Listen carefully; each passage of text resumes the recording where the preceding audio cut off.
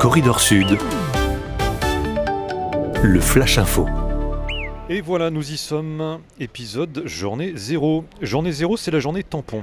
Et j'aime bien moi cette idée de journée tampon parce que ça fait une petite respiration, comme lorsqu'on termine un chapitre et qu'on entame un nouveau.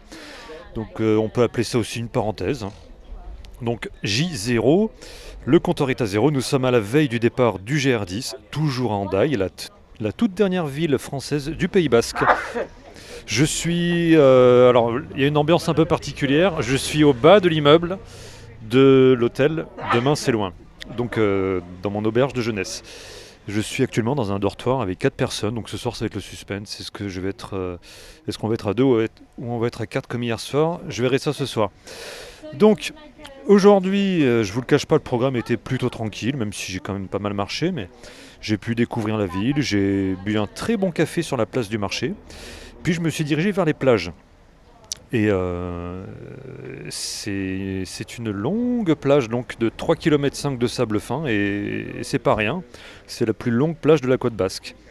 Et à ce propos, si vous tendez l'oreille, vous pouvez entendre l'ambiance des vagues que j'ai enregistrée cet après-midi. Alors je ne sais pas ce que ça va donner. Je ne sais pas si je vais le faire en fait parce que là on a une ambiance de rue, je ne sais pas vraiment si ça va coller. Mais ça peut être drôle, en tout cas je vais essayer. Donc c'est une ville quand même assez sportive avec pas mal d'écoles de surf. Une ambiance vraiment de surf, comme on peut voir à Cap-Breton, à Biarritz ou même à Bretignolles-sur-Mer par exemple. Il y a pas mal de joggers aussi et beaucoup de cyclistes, des cyclistes ou vélos sacoches qui terminent ou qui se lancent sur la Vélodyssée, l'itinéraire cyclable qui longe toute la côte atlantique française. Et je suis ensuite remonté du côté du domaine d'Abadia, un site naturel de 65 hectares avec de beaux sentiers qui nous permet de découvrir de belles falaises, des criques, des prairies, une belle forêt et puis ces fameux rochers jumeaux qui sortent de l'eau et donc qui mettent fin à la grande plage. C'est assez connu ici. Et enfin, par-dessus tout ça, donc le château observatoire Abadia, comme on l'appelle, dont le propriétaire originel est Antoine d'Abadie. C'était un savant, un géographe et un membre de l'Académie des sciences. Alors j'aimerais vous raconter aussi, et j'en ai parlé un petit peu hier, comment j'aborde ce GR10. Vous savez que sur un projet comme celui-là, on a forcément un style. Est-ce que je suis en mode poids lourd avec un gros sac à dos et je fais ça sur 40 jours, je suis autonome, ou est-ce que je fais ça plutôt rapide, d'un pas assez léger et souple pour comment dire, pas pour faire un record, mais pour y aller plutôt à mon rythme. Et mon rythme, c'est pas de courir, c'est ni de marcher trop lentement, c'est un peu entre les deux. Donc j'essaye de me situer entre deux styles. Je suis pas dans le défi sportif, mais je suis pas non plus dans la balade familiale qui me ferait dire à chaque étape « Oh ben, déjà arrivé ? J'aurais bien marché plus. » Vous voyez, quand on arrive à 14h ou 15h, quoi. Donc pour moi, je voulais des étapes ni trop faciles, ni trop éreintantes. Et pour durer sur ce GR10, mieux vaut être en gestion, puisque je le rappelle, ce sentier qui traverse toute la chaîne des Pyrénées fait 870 km et 53 200 mètres de D+. Donc j'ai tout de suite écarté la possibilité de le faire en 18 jours. Quand je vous dis ça, c'était que j'étais sur des sites officiels de GR10 avec des blogueurs qui ont raconté leur manière de le faire. Il y en avait qui l'avaient fait plutôt en mode trail sportif en 18 jours. Ensuite, j'ai pensé à 24 jours et je me suis dit non, ça faisait quand même un peu trop long au niveau des étapes, un peu trop dur.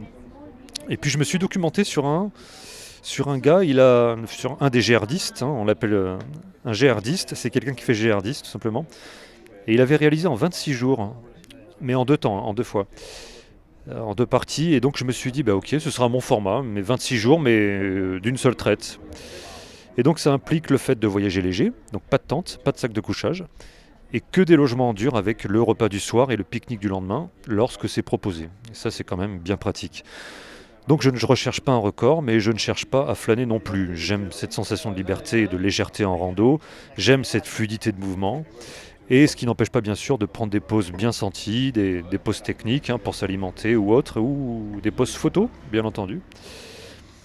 Voilà, vous savez tout, et on termine sur la baleine, qui est représentée un peu partout à Hendaye, c'est l'emblème de la ville. Donc pourquoi la baleine ?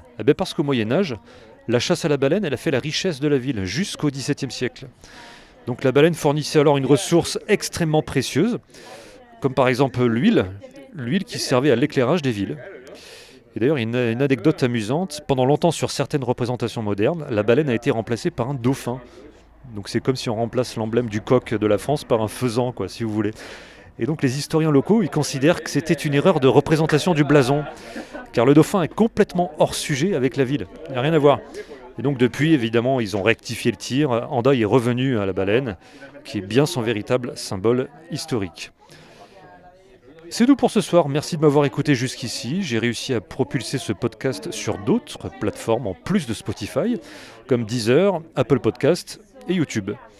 Et ben c'est parfait, juste avant le GR, le timing est parfait.